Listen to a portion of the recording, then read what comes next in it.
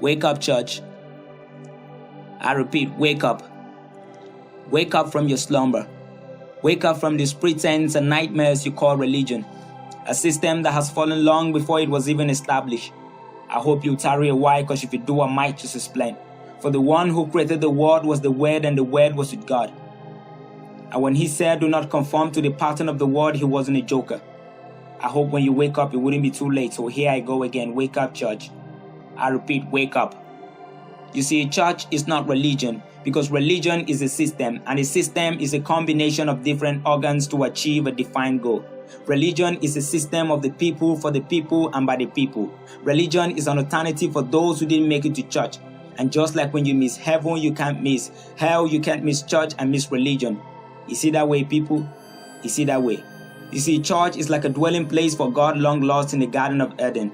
A building God longs to rebuild, and the foundation of that building was laid by Christ the cornerstone. And Christ was the prototype of the blocks to be used for building the church of God. Then came other blocks such as the apostles and the disciples, all soaked in the blood of the Lamb and molded on the cross of Calvary. And just like Judas Iscariot, whomever is not soaked in the blood of the Lamb and molded on the cross of Calvary will sure return to his dust. I'm sorry, I don't intend to make sense if you burn incense and depend on your innocence under the pretense of religion. Because in religion, you can be a house of legions of demons and only respond to sermons cooked from the pits of religion.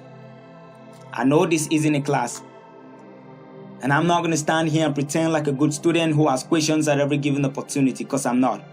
But if you let me, I'd like to ask, Church, what would you give him? What would you give God on the last day?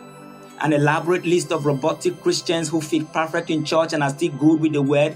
A list of religious bigots on contract who lead us to praise only to go back and lead us astray? Fair weather Christians who will never be affected by his word? Well, I don't know if my worries are true, or someone needs to put me through, or just maybe you're feeling the same way too. But if you give me a sign, I'll be the one to put you through. Because the saints I see in church are the demons I see on the street. The ones who tell of him are the ones who deny him and doubt his power. Why is it alright to put clothes in church and it's alright to be naked on the street, and we think God is alright with the things we think are alright? Wake up, church.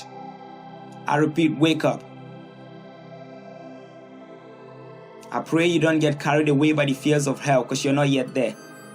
And if you must be afraid, I implore you to be afraid of the misconception between church and religion, because you might just be religious thinking you're righteous. You see, being in church is being humble enough to be used by God to build his church. You might not get this, but know this.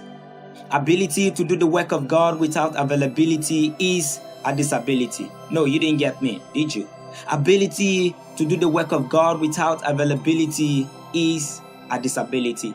And for a moment, I can't imagine disabled people walking on the street of heaven. And if you're already wondering where you belong, like I did when I first received this word, the arithmetic is simple. It's simple, people.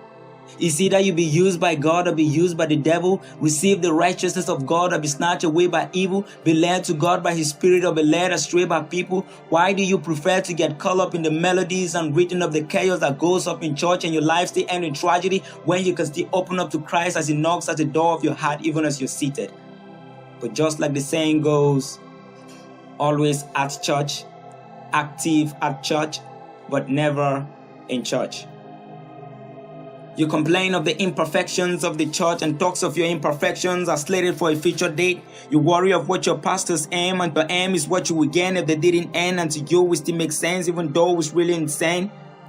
Wake up, church. I repeat, wake up.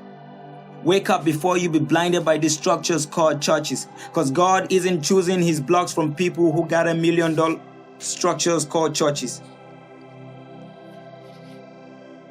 Church isn't a gold mine. Church isn't a jackpot. Church isn't a cocktail party.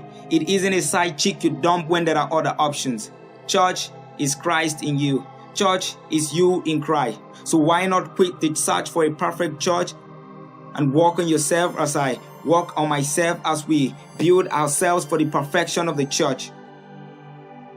So for the last time, are you in church, or you're just perfect for religion?